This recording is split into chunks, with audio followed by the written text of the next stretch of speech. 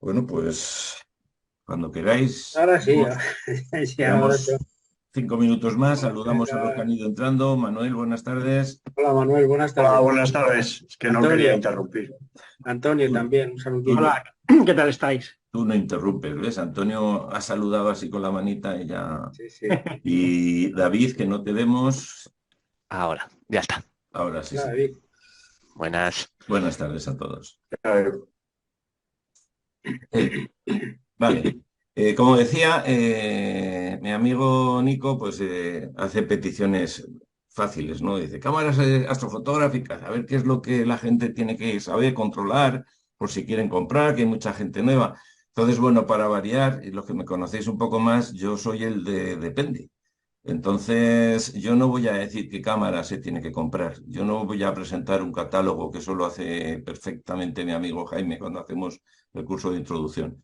Yo lo que siempre me ha movido es el que la gente tenga criterio y que la gente sepa eh, qué es lo que puede necesitar para la afición en la que se ha metido. Entonces, evidentemente, antes hablaba de las expectativas, cuando la gente se acerca al mundo de la astrofotografía, en la cabeza lleva imágenes del tipo estas que tenemos aquí.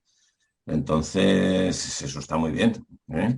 Las fotografías son nebulosas, estrellas, cometas, pero también, además de esto, son más cosas y son, para empezar, muchas veces más sencillas. Aunque cuando te metes en este mundo, normalmente también luego te vas a complicar la vida. Entonces no te vas a quedar con el astropaisaje o con los planetas, sino que luego te puedes meter en otras historias como hemos hablado hace un momento. Entonces, para todo esto que estoy presentando aquí hacen falta cámaras. Entonces, yo lo que pediría es que el que se acerque a esta afición, lo primero que tiene que hacer es preguntarse algunas cosas. Entonces, es muy habitual que la gente se acerque a la agrupación y nos diga, oye, ¿qué equipo me compro? ¿Qué cámara? ¿Qué telescopio? Pues, el hablar de telescopio sería otra charla. Pero si vamos a hablar de cámaras, pues bueno, pues metámonos en el tema de las cámaras. Entonces, lo primero que yo me plantearía es qué se sabe de cámaras, porque hay mucha gente que quiere hacer astrofotografía y no ha hecho una foto en su vida, pero una foto ni de vacaciones, y eso que ahora con los móviles hacemos muchísimas cosas, ¿no? Cuando hablamos de cámara, automáticamente nuestra cabeza nos trae imágenes como esta que salen aquí, que son cámaras pues más grandes o más pequeñas, de las de llevar en el cinturón o en bandolera. La gente no sabe si tienen que ser de óptica intercambiable, si tienen que ser o no con espejo. A todo este paquete de cámaras les voy a llamar DSLR, que no es así, ¿eh? Porque tendríamos que hablar de mirrorless, de distintos tipos, pero hablemos de las cámaras que son súper autónomas, que llevan su batería y que se saca y haces la foto y ya está. Esas por un lado. Lo que pasa es que cuando hablamos de cámaras de astrofotografía, a la gente cuando lleva ya un tiempo ya no piensa en eso. Automáticamente ya empezamos a pensar en ese otro tipo de cámaras que sabemos que hay, que son muy atractivas, que joder, la gente hace fotos muy molonas con estas, entonces yo querría eso. Pero también seguimos preguntándonos, ¿las queremos en blanco y negro? ¿Las queremos en color? O sea, todos son dudas. Y esas dudas las tiene que resolver el que la va a comprar. Yo no aconsejo a nadie. Yo lo que quiero es que se conozcan las cosas que hay y que podamos elegir entre una reflex con o sin espejo o una CCD o CMOS. Y ahora veremos lo que es esto, ¿eh?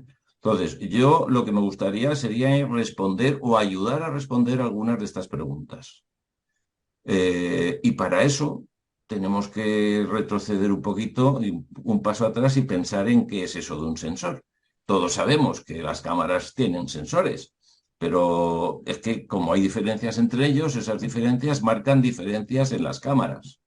Entonces, sepamos que un sensor, ya sea de blanco y negro o de color, la única diferencia que hay entre ellos es que estas teselas grises, que serían los píxeles, tienen encima una lente transparente para los sensores en blanco y negro o una lente de colorines para los sensores de color.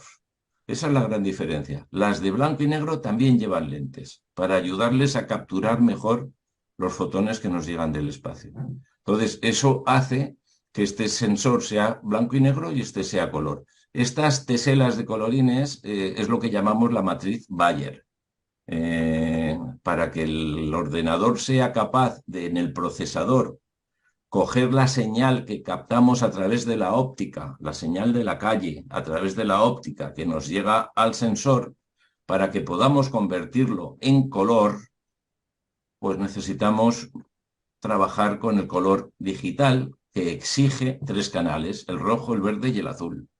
Y como nuestro ojo ve mucho más verde que azul y rojo, pues los sensores de color tienen más píxeles verdes que azules y rojos, exactamente el doble. Por cada píxel rojo hay uno azul y por cada rojo y azul hay 2 verdes. En cambio, en el blanco y negro son todos iguales. Y con eso veremos la imagen cuando se procese en nuestro procesador personal. Si estamos hablando de cámaras reflex, para entendernos, pues esas ya llevan la electrónica dentro y la pantallita para verlo allí. Pero ya no estamos viendo la señal, estamos viendo una imagen que ha pasado por un procesador. Y si la guardamos, la guardaremos siempre en RAW. Estos sensores, como también sabemos, tienen muchísimos tamaños distintos. Los hay más grandes, más pequeños. Fijaros, hay pequeños que en los móviles llevamos hasta 3 y 4 cámaras ahora. Pues imaginaros el tamaño que tiene que tener su sensor. Y en cambio, sabemos que tienen miles y miles y miles de píxeles cada uno de esos sensores. ¿Qué es un píxel? Entonces, ¿cómo funcionan? Muy sencillo. Los fotones vienen por el espacio, viajan a través del cosmos, los emiten los astros que emiten radiación, y cuando llegan al fotodiodo, cuando llegan al sensor, aquí hablamos de un solo píxel, cuando hablamos de un píxel, los captura y gracias a la electrónica que tiene, esos fotones los convierte en una señal eléctrica, que son electrones. Esos electrones se van a acumular en unos pocillos, aquí se representa como un vaso, unos pocillos que dependiendo de lo que se llenen, vamos a poder medir la electricidad que ha almacenado y eso será la señal. Pero pensemos en más cosas. Es que a este pocillo le pueden entrar electrones por más cosas. Le pueden entrar electrones porque haya una derivación en la cámara que no funcione bien, porque el calor que genera la electrónica de la cámara hace que aparezcan electrones. Entonces, aquí el dibujo es claro. Aquí van a entrar 3 electrones, pero el día cuando los vaya a medir, no mediré 3, mediré 5. Esos 2 que hay de más es lo que vamos a llamar ruido, porque es señal que va a captar mi cámara y que yo no la quería. Pero pensemos un poquito más en este concepto. Si yo tengo ese vaso, no es lo mismo que si tengo este. Este es mucho más bajito, y puede tener muchos píxeles, puede tener muchos. Pero fijaros que aquí, pues es que no me van a caber los mismos electrones que aquí. Y es más, mucho menos en este otro.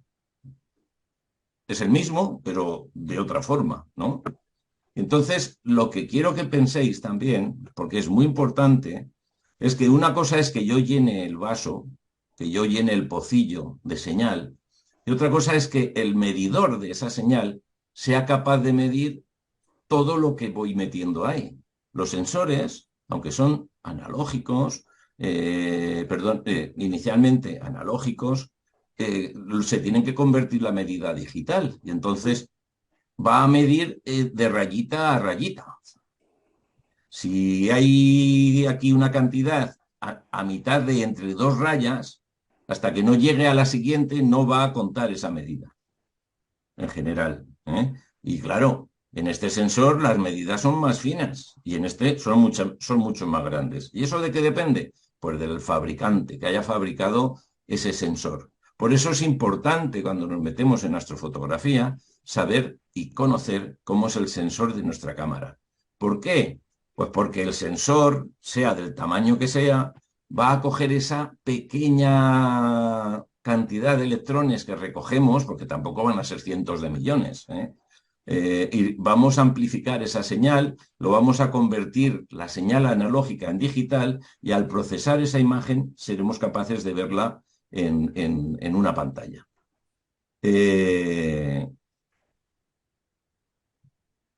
Cada una de estas medidas, cada rayita es lo que llamamos ADU. Y ahora ya nos metemos en palabras técnicas que tenemos que manejar y conocer bien. ¿Qué es un ADU? Es la unidad de brillo que tenemos en cada píxel. Y esa unidad sería el que hemos recibido cantidad de electrones suficientes para que marquemos el siguiente saltito, la siguiente raya. En este caso y en este, aparentemente aquí voy a necesitar más, aunque se vean más gordos. Tenemos que pensar una pequeña diferencia que es importante, que es que en los sensores a color, esto que estoy contando, en realidad va a pasar 3 veces, porque aunque se esté trabajando con píxeles distintos de colorines, en realidad es como si hubiéramos mezclado 3 sensores. Es como si hubiéramos mezclado un sensor rojo, uno verde y uno azul. Es como cuando barajamos unas cartas, una baraja, y hacemos lo típico con las manos y se van metiendo uno de otro, pues ahí pasa lo mismo con los píxeles. O sea, si encajamos todos estos uno encima de otro, nos daría el sensor a color. Pero pensemos que con las cámaras de color vamos a tener 3 cosas. Rápidamente, pero 3. Diferencias muy rápidas. Esto los que estuvisteis en el curso el otro día lo estuvo explicando Javier, y seguramente mejor que yo, pero solo quiero matizar esto. En una CCD, un sensor CCD se diferencia de un sensor CMOS en el cómo organiza la toma de señal que ha recibido cada uno de los pocillos. En una CCD se va a coger la energía que hay en cada uno de los pocillos por columnas y van a salir al procesador que está fuera del sensor y allí se va a convertir la carga a voltaje, la carga de fotones a voltaje y después eso se va a amplificar y eso después se va a convertir a digital para poder seguir trabajando con los sistemas digitales, con el ordenador. Y eso se hace todo fuera. Entonces pensar que la señal que hay aquí no podrá llegar aquí hasta que no hayan pasado todas las filas. Entonces, eso ya nos dice que esta manera de trabajar exige un protocolo de salida distinto al que vamos a ver aquí. Y es que los CMOS, cada uno de los píxeles tiene la electrónica suficiente para que la conversión de la carga a voltaje y la amplificación se haga ya aquí. Es decir, no tienen que hacer cola aquí para esperar para hacerlo. Eso significa que la salida, la evacuación, imaginaros que esto es un estadio de fútbol, pues seguro que estos espectadores van a salir a la calle mucho antes que estos. Eso ya nos hace pensar que esta cámara va a ser más rápida. El CMOS es más rápido, mucho más rápido. Y ahora mismo la electrónica le está haciendo crecer de tal manera que para nuestros usos, para el nivel amateur, incluso profesional de bajas necesidades, el CMOS es muchísimo mejor que el CCD, entre otras cosas porque es mucho más barato, porque ahora mismo se fabrican con una impresora, prácticamente. Y estas cámaras, las CCD, se están quedando más para temas de investigación, sobre todo porque aquí sí que se pueden manejar píxeles más grandes y para determinados procesos, para los grandes observatorios, eso viene mejor. Ahí lo dejo. Vuelvo a los tamaños. El tamaño habitual de las cámaras cuando funcionaban con película, que decía antes Manuel, era el 35 por 24. Pero hoy día tenemos cámaras que su sensor es mucho más grande, bastante más que este que hay aquí. Pensar en las cámaras que funcionan en los grandes observatorios que tienen pues, prácticamente casi 1 metro cuadrado de sensor, aunque es a medias, porque están compuestos por teselas, por sensores más pequeños. Pero de ahí para abajo hay todo un mogollón de tamaños de sensor. Y lo que os decía antes, en un móvil de los modernos tienes hasta 4 cámaras, lo que significa que tienes 4 microsensores. Pero eso no quita para que tengan 26 megapíxeles o los que quiera haber metido el fabricante. Es decir, la miniaturización de los equipos está permitiendo tener cámaras cada vez pues, más pequeñas y más sensibles. Pero un momento, ande o no ande, caballo grande. Eso es lo que se ha dicho toda la vida. ¿Eh? Aquí habrá miles de píxeles, pero la capacidad que tenga este sensor nunca será la que tiene este. Eso lo tenemos que tener en cuenta. Ahora bien, está claro que cuanto mayor sea el sensor, más imagen cabe, ¿no? Si estamos apuntando con una cámara a un paisaje, queremos sacar la Vía Láctea con el mismo objetivo, aquí me cabrá un trocito de paisaje y aquí me cabrá el paisaje prácticamente entero. Entonces, cuanto más grande, mejor. Pero un momento, cada telescopio, cada objetivo está diseñado para entregar un diámetro de luz.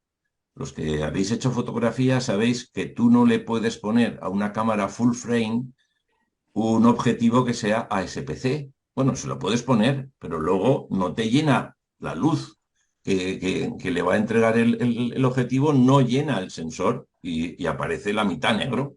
Pues con los telescopios pasa igual. O sea, es verdad que hay una moda, una tendencia a comprar cámaras de full frame. Bueno, pero entérate qué equipo tienes. Si te compras una cámara de full frame, tienes que pensar en el que en algún momento vas a tener un telescopio que sea capaz de entregar la luz necesaria para llenar un full frame. Pero el 99% de los telescopios que tenemos todos, el tamaño máximo es el ASPC. Estaríamos hablando de este o el pulgada y cuarto, que sería este. ¿Eh? Entonces, que lo tengamos en cuenta. El telescopio y la cámara tienen que ser compatibles. Y luego otra cosa, vamos a querer poner filtros.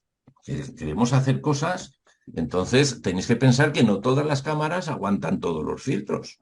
Entonces, las cámaras en blanco y negro, podremos ponerle filtros para el rojo, el verde, el azul y filtros de banda estrecha. Las cámaras a color, bueno, pues ahí tenemos que tener claro que va a haber limitaciones. Vamos a necesitar anticontaminación, sobre todo si queremos trabajar desde Madrid y alrededores o desde entornos urbanos. A esas cámaras a color se les puede poner, pero con mucha precaución y sabiendo cómo trabajar después el procesado, se pueden utilizar filtros de hidrógeno alfa y oxígeno 3, por ejemplo, para reforzar la señal azul o la señal roja de una imagen. Pero eso luego hay que saberlo procesar, eso no es llegar y ya está. Entonces, sí que se utilizan como filtros anticontaminación, filtros multibanda, ya sean de banda estrecha o de banda ancha. Ahora veremos un poquito más.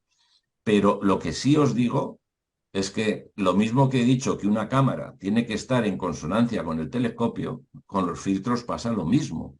Si yo tengo un telescopio, como es mi caso, yo tengo un 11 pulgadas que tiene un sistema HyperStar que se convierte en un F2. Eso significa que un segundo de exposición es como si fuera medio minuto de exposición.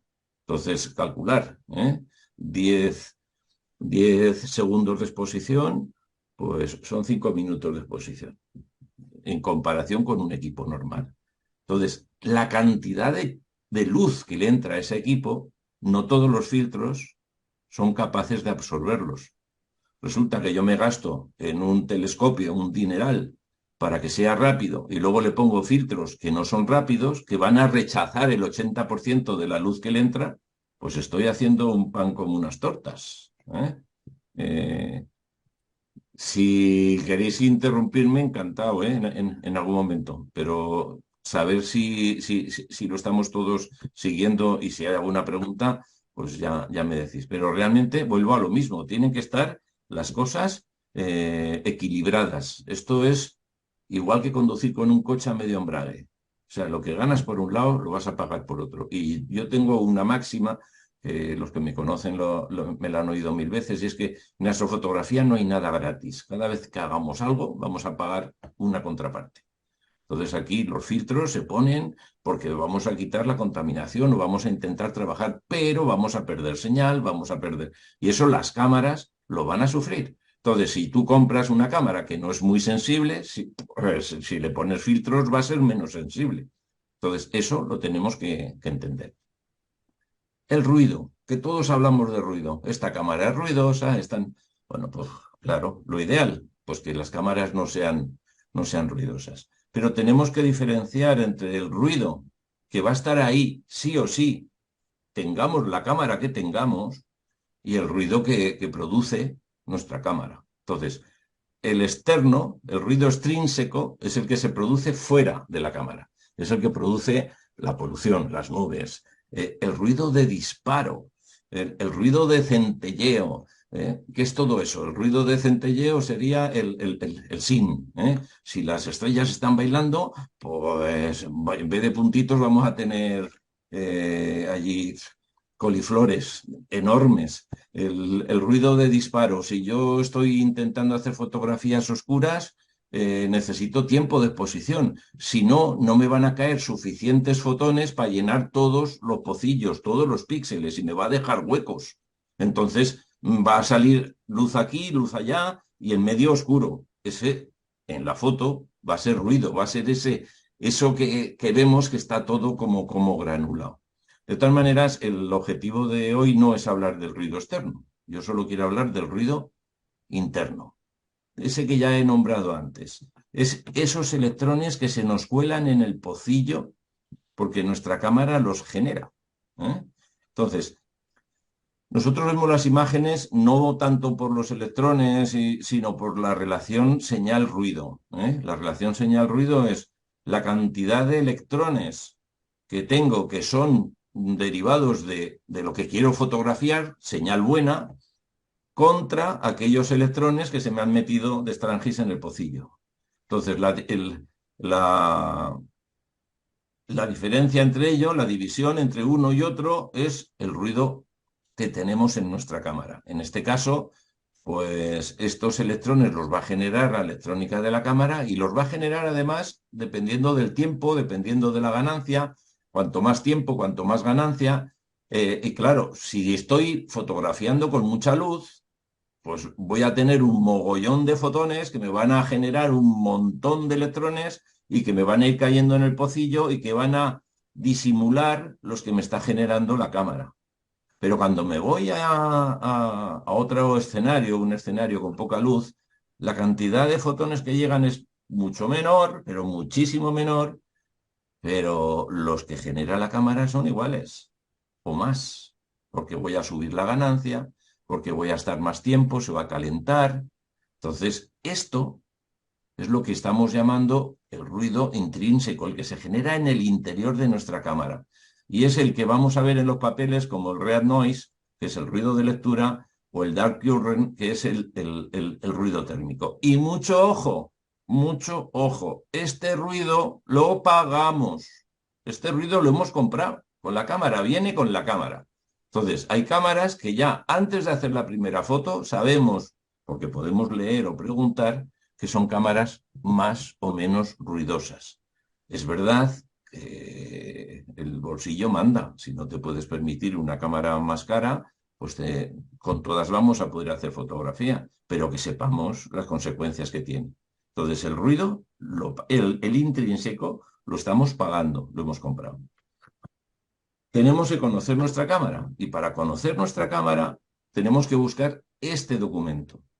En las cámaras reflex es bastante difícil, ya sabía yo que se me olvidaba algo, es bastante difícil el tener esta información de una cámara reflex, pero la hay. Si la buscáis en internet, hay cantidad de frikis como nosotros que les gusta esto, y hay gente muy, muy sabia que ha hecho las pruebas necesarias para saber cuáles son estos datos en nuestras cámaras reflex.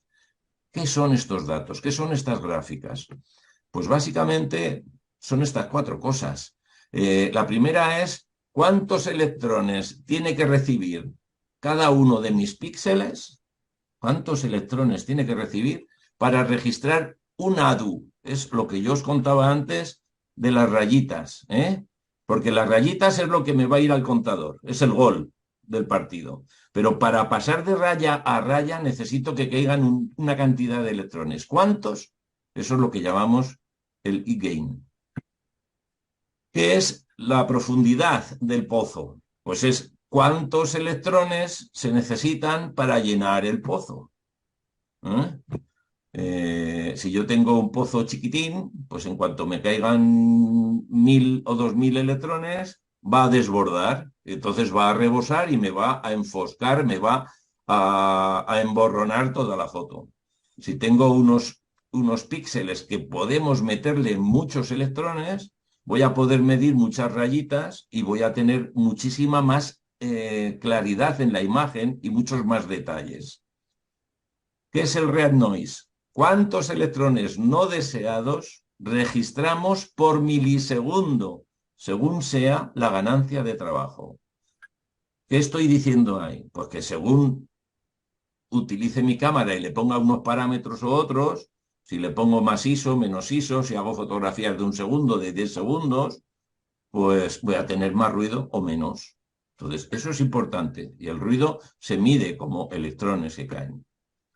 Y por último, el rango dinámico. El rango dinámico es cuántos pasos puedo dar desde cero. Si voy metiendo píxeles, píxeles, electrones en los pocillos, ¿cuántos pasos de luz puedo tener? Sabéis que con las cámaras, si tú coges un objetivo, si le subes o le bajas el diafragma a un punto, pues estás admitiendo el doble o la mitad de luz que antes. Pues aquí pasa lo mismo.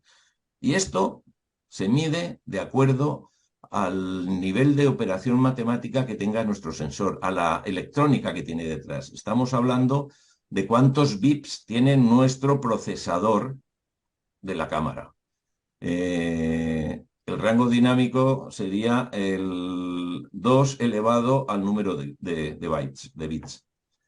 Si las cámaras, las de fotografía más sencillas andan con 12 bits, las de 14, y las ya nuevas de CMOS serían con 16, o las CCDs, que esas desde siempre han funcionado con 16. ¿Eso qué significa?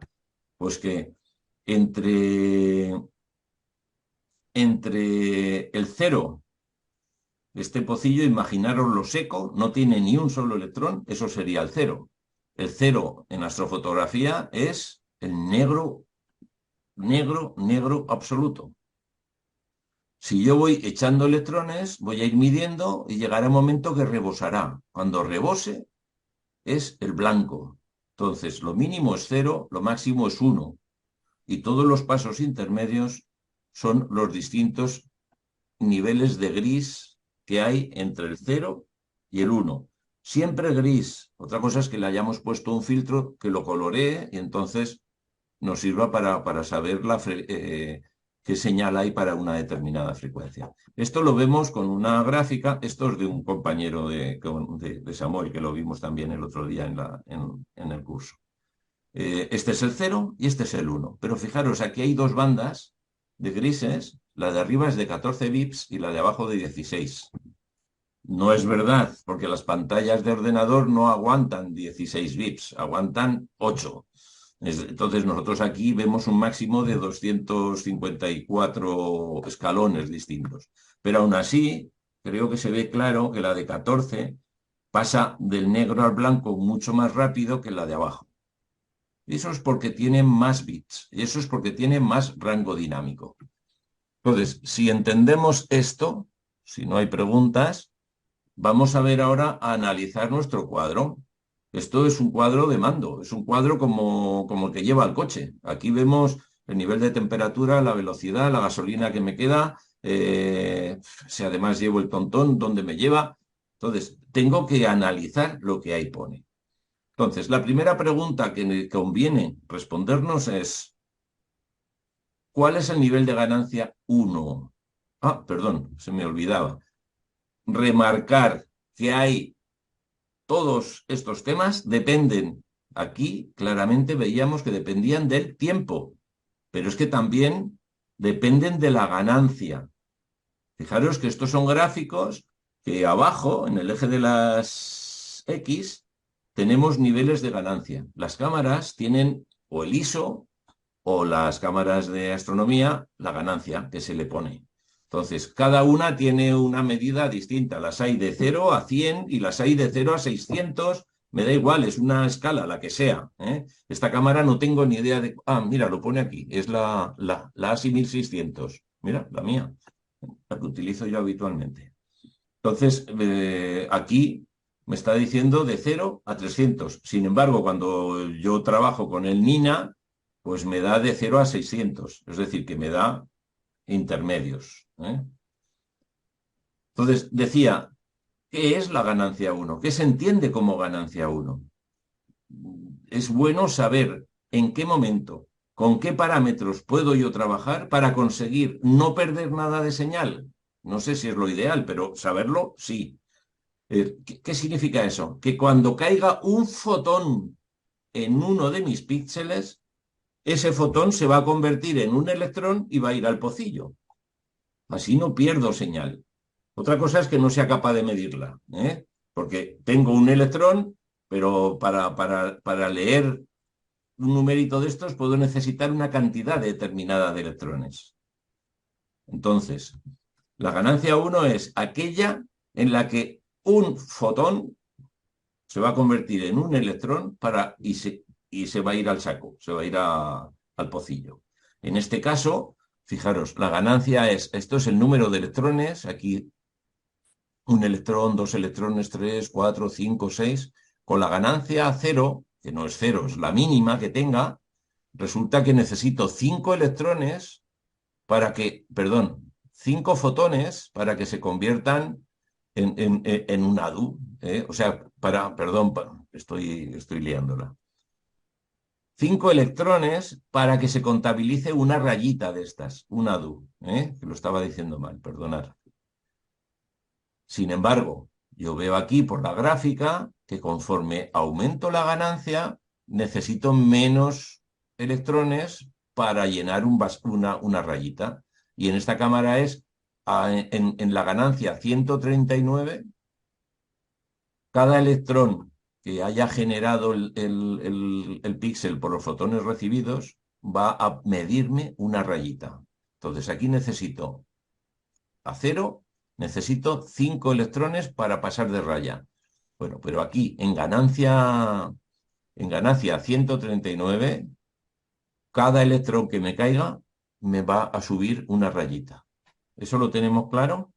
Eso es la ganancia 1, pero ahora lo que nos tenemos que preguntar es, aparentemente es lo mejor, así, seguro que no pierdo nada. ¿Seguro?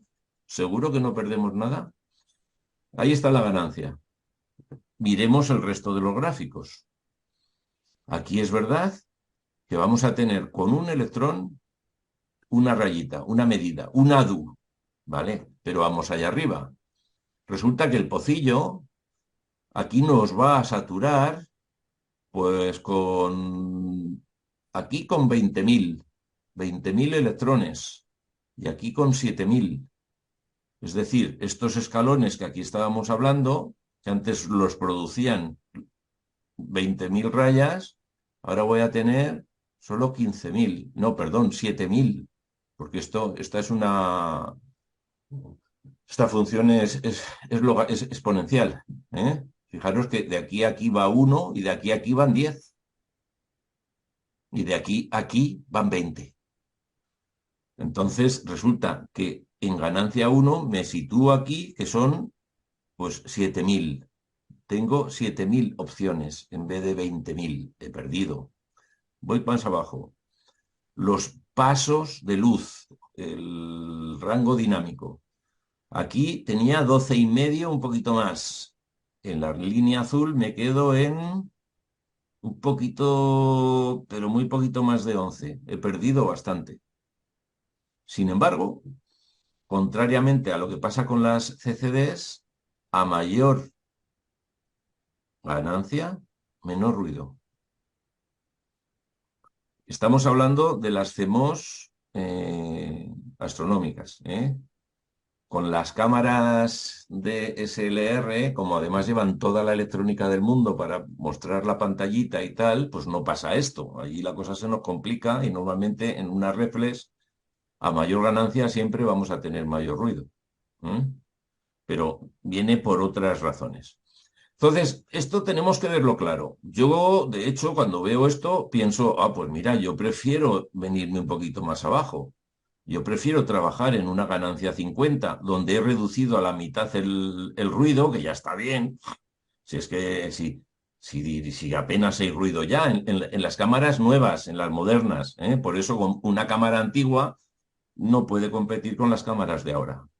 Entonces, resulta que apenas he perdido rango dinámico, me he ido de 5 electrones, me voy a 3, que no está mal, y del pocillo, pues me quedo en unos 12, 13.000, que no son los 20, pero tampoco son los 7. Entonces, eso está ahí. Entonces, siempre es mejor el azul, es mejor el verde. Y si yo necesito hacer fotografías de algo que se mueve muy rápido, pero tiene poca luz, ¿qué hago? Pues si no me queda otra, pues me tengo que ir a las ganancias altas. O sea, que es que tampoco esto es una cosa que vaya a misa, es que esto no puede ser así, es que tenemos que tener criterio para saber cómo trabajar con mi cámara. Entonces, fijaros, resulta que bien, mira, aquí puedo ir rápido. No tengo apenas ruido, pero resulta que me quedo en un rango dinámico muy bajito, 9-10, pero vamos, si es para ver pasar un meteoro o si es para, pues puede ser suficiente, ¿eh? Con eso puede ser suficiente, pero tener en cuenta que el pocillo se me va a saturar con 1.000 electrones. Con 1.000 electrones se va a rebosar y eso significa que la estrella o el puntito va a estar quemado. Yo no voy a poder ver una forma sinusoidal. Eso va a ser un punto blanco, como si hubiera cogido un bote de pintura y ¡pum! Un punto blanco ahí en mitad de la foto. Y todo eso se lee de este cuadrito. Insisto que las cámaras reflex es complicado encontrarlo, pero existe en Internet, si lo necesitáis.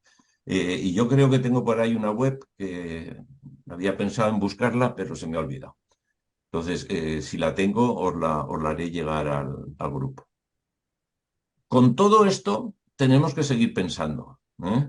Me voy a comprar una cámara. Bueno, pues pensemos que cada cámara viene de un fabricante, entre ellos no se hablan, cada uno va. Entonces, el sensor va a tener una eficiencia cuántica distinta. ¿Qué significa eso? Pues que sabéis que el espectro electromagnético nos llega en distintas frecuencias y nuestras cámaras es capaz de captar determinados niveles de frecuencia, pero no en todos los mismos, ¿eh? Siempre en la zona intermedia. Bueno, el espectro visible os recuerdo que va desde el 400 nanómetros, desde acá, hasta aquí.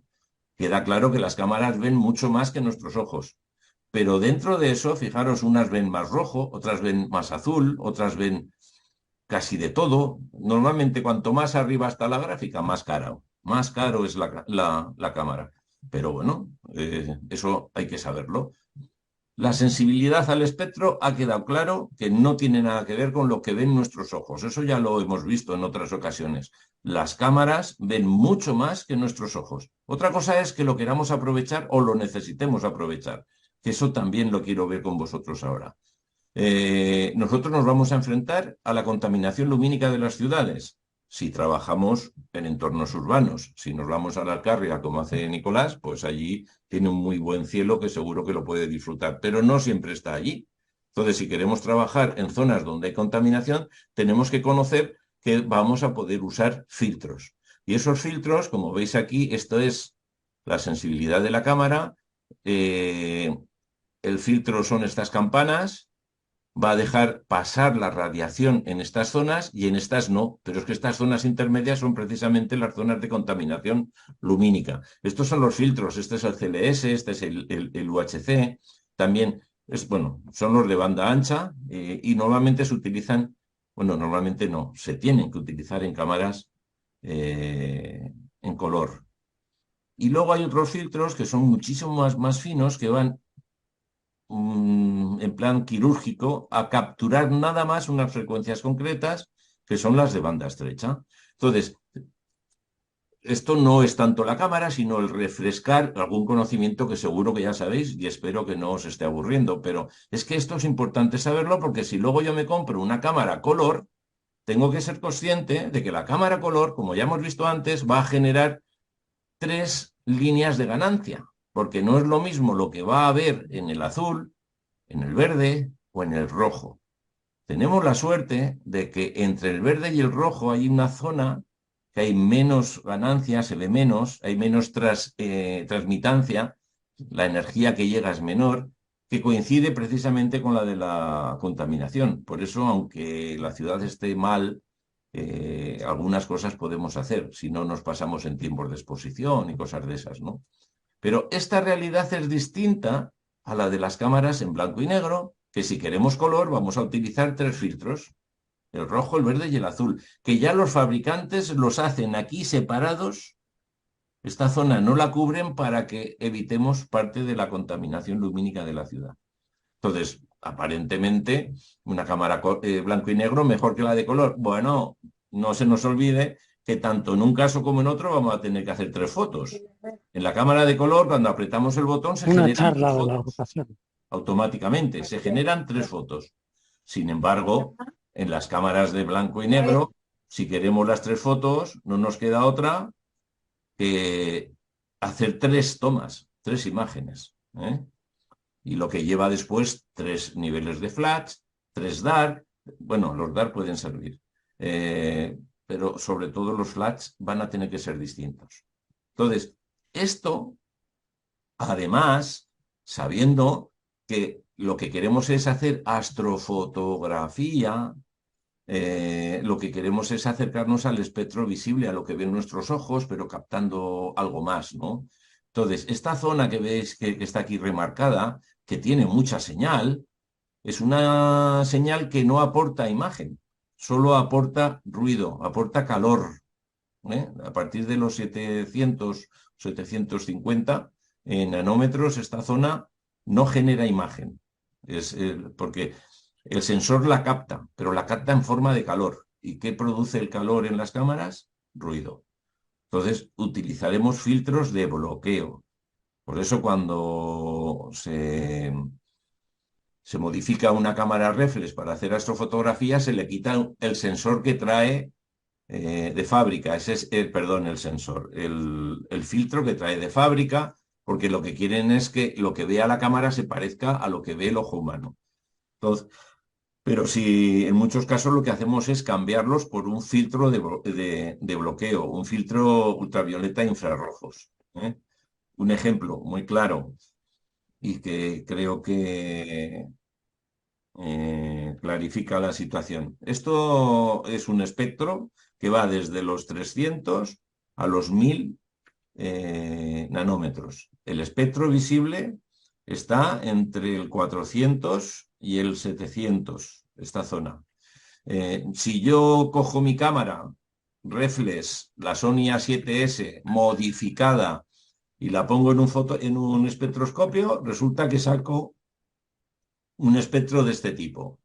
Y dices, uy, es que a lo mejor lo has pintado corto. No, es que mi cámara tiene el famoso filtro de modificación para no ver más allá del espectro visible, porque salen las imágenes mucho más contrastadas. Entonces resulta que estoy viendo solamente este trozo del espectro. De aquí hacia la derecha y de aquí hacia la izquierda no lo veo. Como se demuestra al hacerle el espectro a la misma estrella Vega, fijaros que coinciden las líneas de absorción, pero de aquí para allá y de aquí para allá no hay nada. Y es porque este sensor ha capado el resto del espectro. Entonces tenemos que tener cuidado con los filtros que utilizamos con nuestras cámaras. Y no valen todos para todos. Y por último, no confundamos el rango de visión espectral, que es lo que ven nuestras cámaras, con que si yo ahora utilizo una cámara muy chiquita, como es la QHI o sea, la QHI 5L2, la que tenemos muchísimos para el autoguiado, esta no tiene ningún filtro y esta vería mucho más espectro. Pero es que como el sensor es tan chiquito, solo me coge un trozo. Pero no lo confundamos. No es por el rango de visión. En este caso es porque el tamaño del sensor es pequeño. Pero la Sony tiene un sensor full frame, que es que le cabrían 3 espectros de estos enteros. Pero es que no los va a pillar nunca porque tiene un filtro. Veo caras un poco... ¿Se entiende lo que intento transmitir aquí? Algún feedback no me viene mal, de vez Yo en es cuando. que, sí, bueno, si yo puedo preguntar, yo es Sí, que tengo una claro. duda. A ver, a lo mejor lo he entendido mal desde el principio. Quiero decir que yo habitualmente siempre he pensado que cuando astromodificabas una cámara, le quitabas, o sea, lo que hacías era quitarle un filtro que capaba la visión del infrarrojo y ponerle, bueno, yo no sé si ponerle o por lo menos hacer que sea más sensible al infrarrojo, ¿no? Pero parece como que lo que tú cuentas es al contrario, ¿no? Que no es así, que en No, sí, realidad lo que sí, estamos haciendo sí. es reducir el espectro y la parte del infrarrojo no nos quedamos con ella. No, no, no, no, no, no, no, Lo he no. entendido entonces al revés, seguramente. No, no, no, no, no, no, no. Es que son las dos cosas. Me Ah, explicaré. O sea, al quitarle el filtro que lleva la cámara, el sensor es más sensible al infrarrojo. Entonces, el infrarrojo que nosotros vemos está por aquí. Entonces, la cámara, sin quitarle el filtro en nivel máximo, podría estar a la altura esta que estoy marcando con el cursor, ¿lo veis? Abajo, y al quitarle el filtro, voy a ver por aquí. O sea, voy a ver mucho más. Otra cosa es que también voy a ver el que se me va por la derecha. Eh, el que os he puesto antes, este.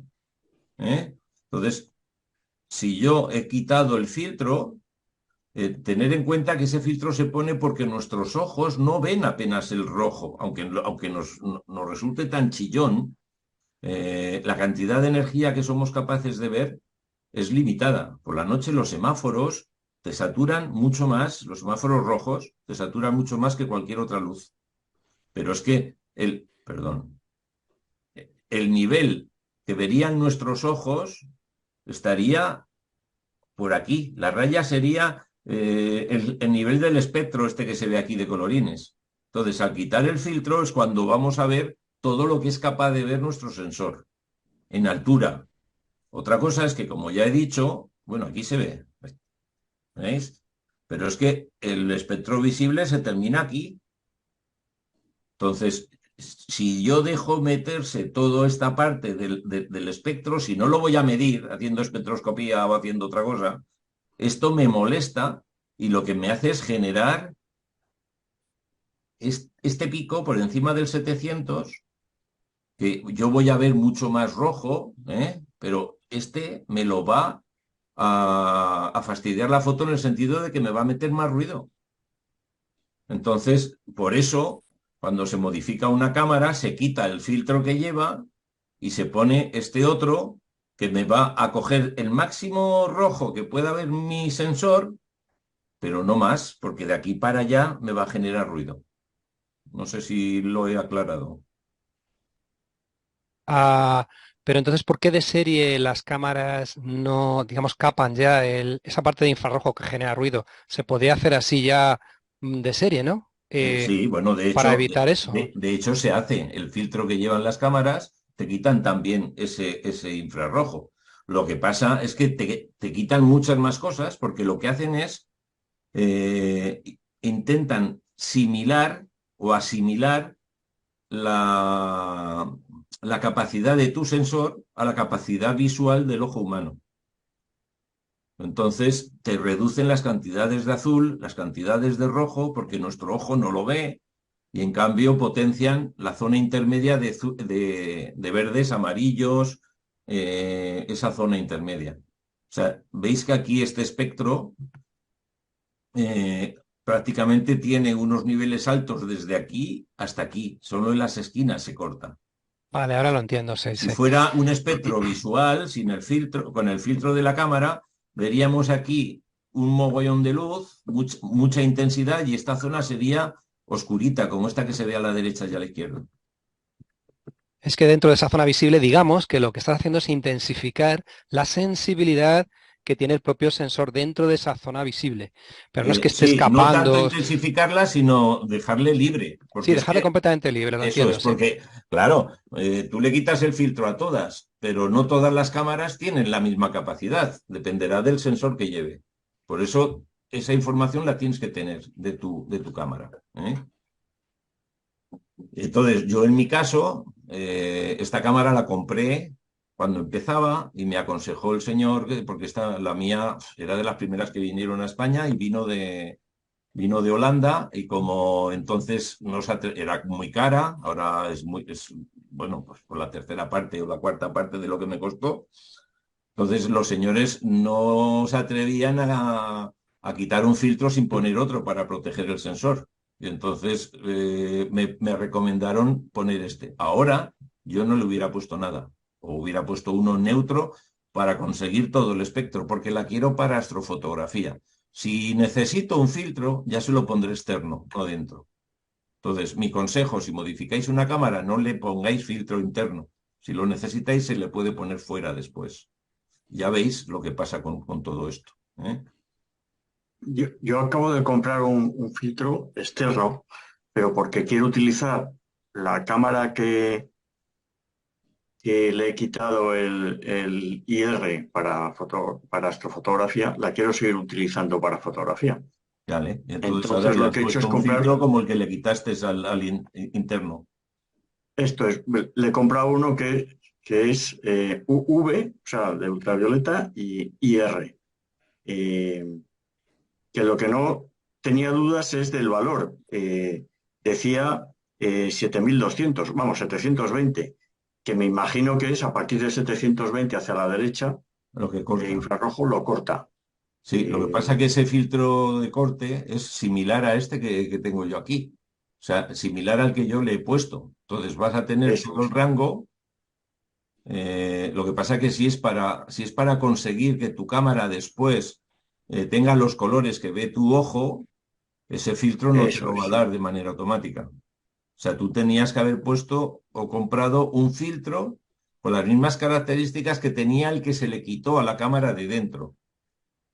Si lo quieres Ya, utilizar como fotografía sí, para la natural, calle, sí. ¿vale?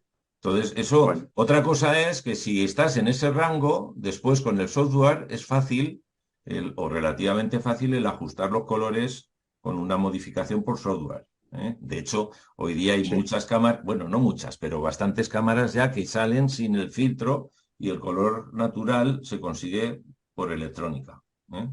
Hay una cosa que quería deciros, y es que y yo en mi caso, a ver, yo por postprocesado puedo ajustar el balance de blancos con mi cámara que la tengo hasta modificada y los colores salen perfectamente. Pero es que además yo disparo con esa cámara de fotos en un uso, digamos, normal. Lo que hago es que cojo algo que sea blanco, se lo enseño a la cámara de fotos y tomo esa foto como referencia. Yo la estoy viendo rojiza, pero la cámara de fotos la toma como una muestra, digamos, pues eso, pues como una muestra original, como una referencia.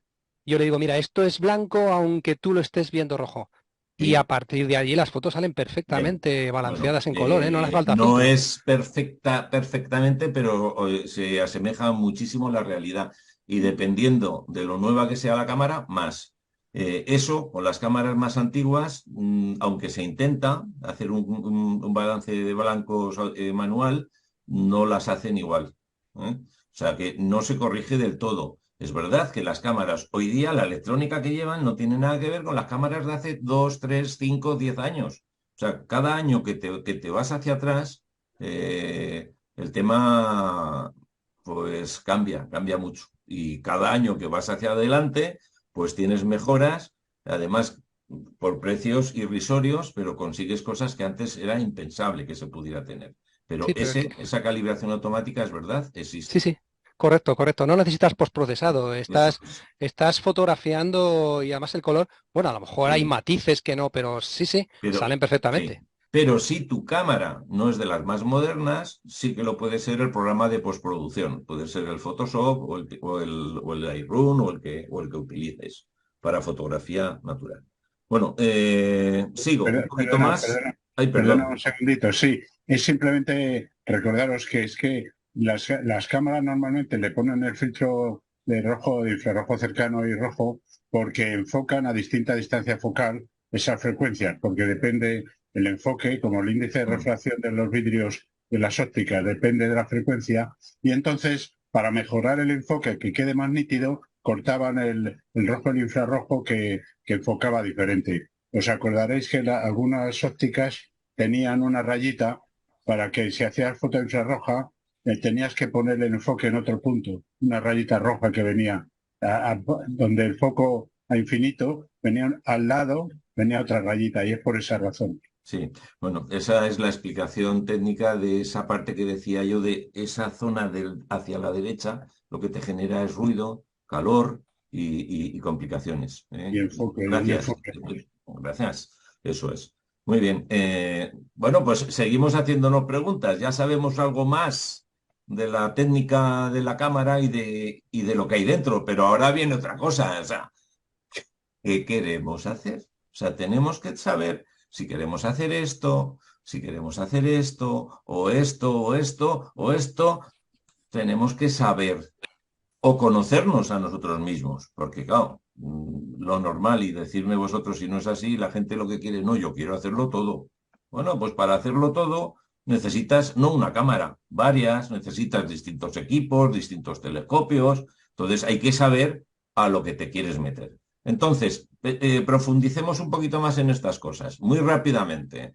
Para astrofoto de paisaje, evidentemente, cámaras, objetivos, unos trípodes, disparadores, podemos llevarnos ordenador, pero bueno, yo ahí lo dejo. Y con los teléfonos, esto lo hemos visto en 20 cursos, en 20 historias. Pero detrás de todo esto, ¿qué es lo que hay? Pues hay que tenemos que pensar en que queremos un equipo que podamos llevar a cuestas. Queremos un equipo que podamos ir al monte a hacernos las fotos. Y eso significa, pues, que estamos pensando en que el tamaño del equipo no sea exagerado, que me quepa en la mochila. Si puedo, no quiero llevarme un ordenador, como mucho el teléfono. Gracias a Dios ahora los teléfonos son casi ordenadores y podemos hacer maravillas con ellos. Pero necesitamos una autonomía de baterías. No quiero llevarme una batería de coche para tenerlo que conectar. La astrofotografía de paisaje exige esto, ¿eh? Entonces, ¿esto es lo que queremos? Pues entonces los equipos que compremos o busquemos o las cámaras, pues tendrán que estar relacionadas con esto. Es decir, para paisaje, objetivos con trípodes, disparadores. Si queremos hacer panorámicas, pues no nos vendrá mal eso. Pero incluso las pequeñas monturas motorizadas cada vez son menos pequeñas. Pero lo que parece es que siempre cámaras reflex, cámaras DSLR por todo lo que hemos dicho, autónomas, ya llevan batería, ya, pero siempre, seguro, es que la gente al final nos lo complicamos. Habéis visto esta de aquí de abajo a la derecha, ¿no? Esta ya no es una reflex, esta es una cámara dedicada a astrofotografía, que se va a poder refrigerar, ¿qué tal? Entonces, esto es parte del equipo. Esto voy a necesitar después el tener que llevar, pues, a ver, perdón. Ay, se me ha saltado una imagen. Voy a tener que llevar más cosas. Voy a tener que llevar una mesita, un ordenador, voy a tener que llevar pilas, voy a tener que llevar. Y eso lo tenemos que tener en cuenta. Y perdonar, pero es que todo está relacionado. No puedo tener este tipo de equipo y llevar una cámara que me pesa 10 kilos. Tendrá que ser una cámara ligera que pueda llevar ahí todo eso. Astrofoto planetaria. Pensemos un poco más también. Pues necesitamos teleobjetivos o telescopios. Ya no es lo mismo que un objetivo chiquito. O sea, teleobjetivos, si algunos los tenéis, esto pesa tanto como un telescopio. Además, podemos usar filtros para sacar contraste. Luego, la cámara va a tener que soportar esos filtros. Eso me hace pensar que además voy a tener que, sería adecuado una montura computerizada para poder seguir el movimiento del astro. Ya sea el Sol, ya sea la Luna, ya sea Marte, se nos va a mover. Entonces, una monturita. Total, que mejor cámaras a color. Porque si tengo que poner una cámara en blanco y negro y 14 filtros y los tengo que andar cambiando, ya se me ha ido el planeta fuera de visión. O sea, una cámara a color. Pero es que además necesito que tenga una rápida o muy rápida descarga de imágenes. Porque para la planetaria, y esto es otra charla otro día, necesitamos hacer cuantas más imágenes, mejor. O sea, cuantos más frames por segundo, mejor. Entonces, en vez de coger todo el marco que nos da una reflex, pues como mínimo va a ser una SPC de tamaño, que es medio full frame. Pero es que yo para el planeta necesito un trocito chiquitín. Por eso estas cámaras dedicadas con sensores más chiquitos nos permiten hacer a lo mejor 200 o 300 fotogramas por segundo. De manera que si tomas un vídeo de 10 segundos, tienes 3000 fotogramas. Con que haya un 5 o un 2% bueno, el resto lo tiras, pero de ahí sacarás un planeta.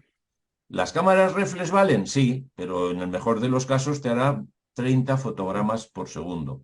Y de esos 30 fotogramas, el 99% de señal no la necesitas porque va a ser negro, va a ser el fondo.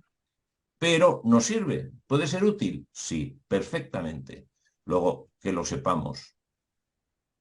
Y eso nos va a exigir, pues, más equipo, más montura, ordenadores, salir, ya la cosa se nos va a complicar. Entonces, todo esto hay que pensarlo cuando uno quiere saber a qué se quiere dedicar.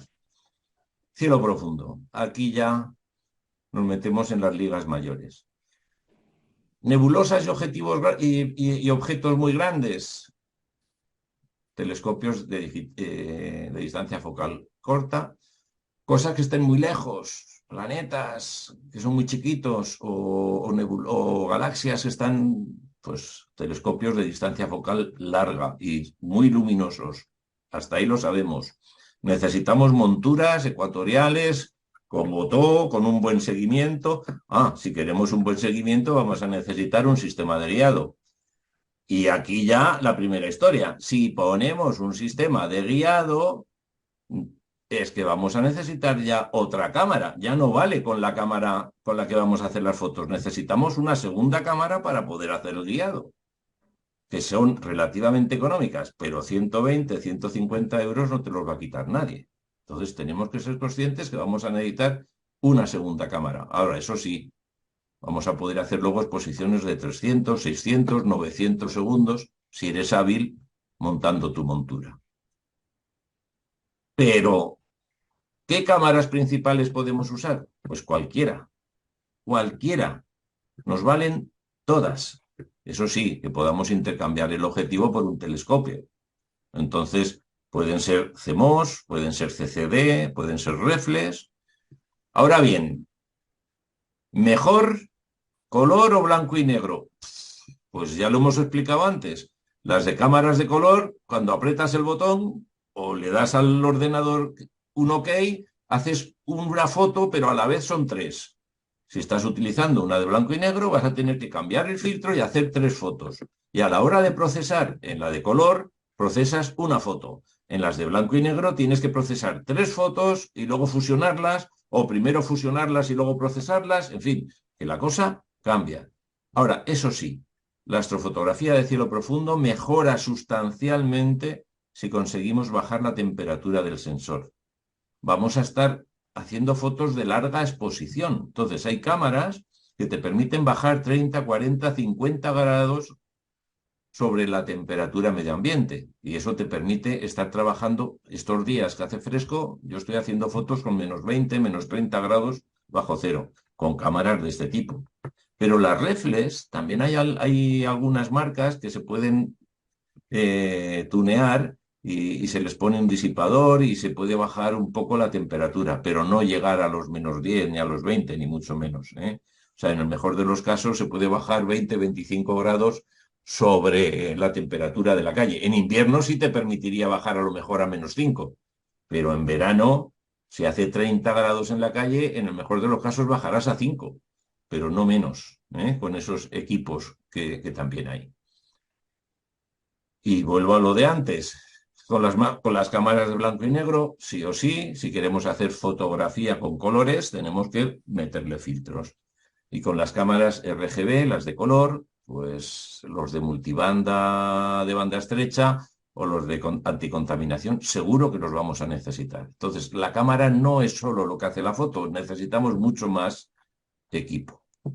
Y esto, pues, todos habéis visto estas escenas, todos sabéis de qué estoy hablando. Y también os digo, esto es un poco una adicción, es que te pilla, te muerde y al final cuando uno tiene esto, que ya parece que es el final, no, nunca es el final. Cuando uno llega aquí, automáticamente la cabeza empieza a pensar en cosas como estas. Y estas cosas, como no se pueden transportar ni se pueden llevar, pues estamos pensando en esto. Entonces, que la cosa va por ahí, que seamos conscientes, de dónde nos metemos. Entonces, todo eso hay que pensarlo. Y no se acaba aquí, otras disciplinas, que ya las he nombrado y que os animo a que os acerquéis, porque además de la belleza de las fotos y el mostrar cómo es nuestro universo, pues podemos hacer ciencia y podemos medirlo. Entonces, con unos filtros especiales, que no hace falta a todos, con uno o dos tapañas, podemos hacer fotometría, estrellas variables, tránsitos, exoplanetas, etcétera, etcétera, etcétera. Pero o con un espectroscopio, esto es un poquito más de dinero, pero tampoco tiene por qué ser el máximo. O sea, yo empecé a hacer espectroscopía con una lámina que compré en el AliExpress de 3 euros. Una lámina que era una red de difracción que se pegaba al objetivo de la cámara y con eso empezábamos a tener espectros, no de gran calidad, pero suficiente para saber de qué estábamos hablando. ¿Qué cámaras hace falta para esto? Pues preferiblemente cámaras en blanco y negro, porque con el blanco y negro vas a medir una señal. Con las cámaras de color, cada vez que quieras hacer algo estás midiendo 3 señales, porque son tres sensores juntos.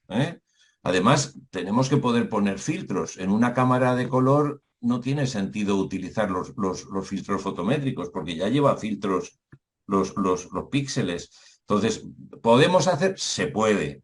¿Pero será la mejor? Bueno, para disfrutar y practicar no hace falta. Pero si quieres meterte un poquito serio, mejor las de blanco y negro. Y lo más importante es que deben de respetar la linealidad. ¿Qué significa eso? Si yo quiero medir, necesito que los fotones que llegan al sensor generen electrones, pero los generen de manera regular, de forma que a más ADUS signifique sí o sí más intensidad. Porque yo lo que voy a querer medir es el brillo de las estrellas para saber qué flujo de energía hay detrás. Si resulta que aquí en vez de tener una recta, lo que tengo es una carretera de estas costeras, pues no me puedo fiar de lo que está midiendo mi equipo. Entonces, estos son los conceptos que debemos de tener en la cabeza si nos queremos acercar a estas disciplinas. Y ahora ya, por terminar, porque espero no haberos ayudado, sino todo lo contrario, haber generado muchísimas dudas y muchísimas cuestiones que lo que tienen que hacer es ayudaros a amueblar vuestro conocimiento, vuestra cabeza, poner orden en las ideas que tenéis, todos o tenemos, de cara a qué queremos. Ya, de hecho, todo esto no lo solemos pensar para comprar la cámara, sino que tenemos 1, 2 o 3 cámaras y ahora cuál uso. Entonces, viene bien el tener esto un poquito en orden. A ver, repasemos. El primer condicionante no son las ganas ni lo que queramos hacer. Va a ser siempre el mismo, el presupuesto y normalmente también pues la pareja, la compañía, porque muchas veces hay que dar explicaciones de por qué hacemos desviaciones presupuestarias del hogar a estos temas. Pero bueno, superado esto, pues es el presupuesto el que nos va a permitir hacer una o varias cosas, pero que lo sepamos, no nos engañemos, es el primero. Pero eso no significa que no se pueda hacer cosas con poco dinero. Lo que tenéis ahora mismo todos es suficiente para hacer cualquier cosa ya, seguro. Tenemos que recordar que tenemos que pensar. Si queremos manejar una cámara que lleva una sola cámara, o queremos la cámara, el ordenador, software, baterías, mesas, sillas, salir, ¿queremos la mochila o qué? Y otra cosa, es que muchas veces el querer no es poder. O sea, a mí me gustaría hacer fotografía en los picos de Europa, pero lo más alto, pero yo ya no estoy para subir a los picos de Europa. Entonces, tenemos que preguntarnos qué queremos, pero también qué podemos hacer. Entonces, si tenéis la suerte de poder montar algo, por pequeño que sea, en casa a partir de una edad, es fenomenal, porque no harás grandes cosas, pero las harás a gusto y casi todos los días. Que lo penséis. Y algo muy importante, ¿nos vamos a quedar en lo que tenemos o vamos a seguir queriendo crecer? ¿Eso qué significa? ¿O qué pretendo decir ahí? ¿El equipo que tenemos es el que queremos tener siempre o queremos hacer más cosas? ¿O con lo que tenemos podemos hacer más cosas? ¿O voy a tener que comprar otras cámaras? Lo tenéis que pensar. Y otra cosa que en mi caso no se da, o sea, ¿estamos dispuestos a vender los equipos que estoy utilizando ahora para comprar otros? ¿O los voy a acaparar y vamos a crecer y la terraza ya no nos van a caber más cosas? ¿Eh? Y aquí tengo algunos amigos que les pasa y me entienden seguro. ¿Eh? Todo eso lo tenemos que pensar. Pero bueno, dicho esto, que yo no soy la conciencia de nadie, como veis, no son consejos, son preguntas. Espero que la gente se las haga de vez en cuando. Sí podemos intentar resumir un poquito lo que estamos hablando. O sea, tenemos distintos tipos de astrofotografía y tenemos distintos tipos de cámaras. Las DSLR, estas, aquí me estoy refiriendo a las cámaras a color, ya sean con espejo, sin espejo, con óptica recambiable o sin óptica recambiable. Todas esas que veíamos al principio las encajo aquí.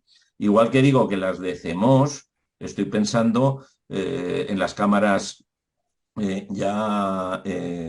dedicadas a la astrofotografía, que van a ser refrigeradas, etc., aunque pueden no serlo también, pero que las vamos a usar siempre con PC, con un ordenador portátil o de mesa, pero tienen, porque ellas no tienen capacidad, no son autónomas para trabajar, necesitan un soporte, exactamente igual que las CCDs. Pues empezamos. Paisaje. Esto me gustaría preguntaros, pero ya nos vamos, a ver si ha servido de algo. Las reflex, perfectamente, son las ideales. ¿Eso significa que no? Pues hombre, las CCDs ya no, complica. Pero las CMOS, como son tan rápidas y como se pueden manejar en muchos casos, pues con estos ordenadores ahora, mini ordenadores que hay, que los enchufas al trípode y los manejas con el móvil, pues también se pueden utilizar. De hecho, las utilizamos. Yo tengo todo el equipo para hacerlo también, porque es que al final entramos un poco en una espiral de coleccionismo de equipos, porque, esto se puede hacer, pues yo quiero tenerlo. Entonces, bueno, si te lo puedes permitir, pues lo tienes. Y otra cosa es que luego te merezca la pena el tenerlo para el uso que le estamos dando. Planetaria. Pues en planetaria yo voy a invertir los términos. Yo creo que lo mejor son las CMOS, las pequeñitas, las específicas, pero con las reflex podemos hacer, sí, claro que se pueden hacer. Con las CCDs, menos, porque una CCD, por definición, es una cámara en blanco y negro, y si voy a estar haciendo fotografías de un planeta que está girando y voy a tener que estar cambiando de filtros, pues con cada filtro me va a salir una imagen distinta. Entonces, no, cuando lo apile va a ser complicado. Y eso que hoy día con las ruedas de filtros automatizadas y todas se puede hacer, pero hay que andar derrotando el planeta, que hay software que te permite girarlo al revés y llevarlo a su sitio, pero realmente complica. Eso ya son otras charlas, otras historias. Cielo profundo, aquí ganamos, aquí nos valen todas, ya lo hemos dicho. Además, podemos trabajar en color y en blanco y negro, cámaras. Otra cosa es que si queremos el resultado en color con una cámara en blanco y negro, pues tendremos que trabajar 3 veces más o 5 si le metemos filtros de banda estrecha. Y para fotometría y espectroscopía, pues las DSR ya hemos visto que por sus filtros no valen. Tendríamos que ir a unas CMOS o una CCD. Recomendable, blanco y negro. ¿Pero se pueden usar las demás? Pues sí, se pueden usar las demás. Y hasta aquí he llegado. O sea, yo ya os digo, puedo hablar más rato, pero no sé cuántas cosas más se podrían decir de interés. Entonces, yo ahí lo dejo. Me gustaría saber si hay preguntas o si os ha servido de algo o si... Nada, Pues, a mí me ha parecido una charla muy interesante, una masterclass con todos los aspectos técnicos y las conclusiones y al final. Y para mí, que soy nuevo en este mundillo de la astrofotografía, pues la verdad es que bastante ilustrativo y provechoso. Evidentemente, pues bueno, te resuelve muchas dudas y no es que me queden muchas, pero sí me planteo otros temas, ¿no? Es decir, como ahora estoy también pensando en superar esta primera fase, ¿no?, de la parte presupuestaria y decir, oye, ¿dónde invierto lo siguiente, ¿no? Es decir, ¿dónde el paisaje en cielo profundo? Yo estoy más cerca del cielo profundo, ¿no? Porque con la cámara ya la tengo. Y bueno, ando ahí un poco mirando, pero bueno, eso ya es otro tema. La verdad es que la presentación es estupenda y muy provechosa. Bueno, has dicho algo que es muy significativo. Es que, claro, con la cámara que yo tengo, bueno, la cuestión está en que muchas veces entramos a saco, compramos. Yo recuerdo mi primer equipo cuando fui a comprar, y bueno, la astronomía hacía muchísimos años que la llevaba ya en la sangre, pero cuando vas, pues no, es que quiero uno que valga para todo.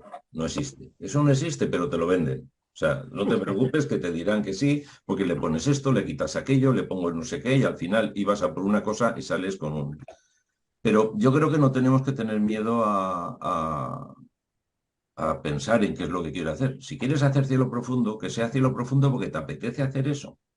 Porque afortunadamente hay un mercado enorme de segunda mano, pero quiero decir que hay mucho mercado. Entonces, si la cámara tuya no es la que te convence, si no, si no la quieres guardar en un cajón y comprarte otra, véndela y con eso...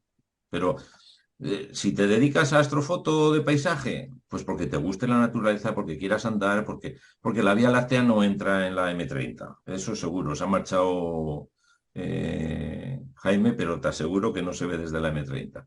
Hay que marcharse bastante lejos. Entonces, ese tipo de cosas las tenemos que saber. Ahora, tengo una terraza y puedo poner a tope. Cómprate filtros y disfruta. Harás todos los días alguna cosita. No será tan espectacular como las fotos que hacemos a veces, pero bueno, eso. En cualquier caso, gracias a vosotros. No, gracias a Bueno, ti. Muy, sí, muy Muy bien, interesante pues la muchas charla. gracias, Leo. yo creo que ya tendríamos que ir acabando, porque ya son las 9. Pues, y es Tengo aquí viernes. ya preparando la cena. Muy bien. Muy Muchas bien, gracias, Leo. muchas gracias, Leo. De todas Muchísimas maneras, gracias por todo. estamos todos en Gracias. un grupo de WhatsApp. Cualquier pregunta, lanzarla allí, que seguro que hay 20 respuestas. Y si hace falta por particular, también podemos echar una mano los que sepamos algo más.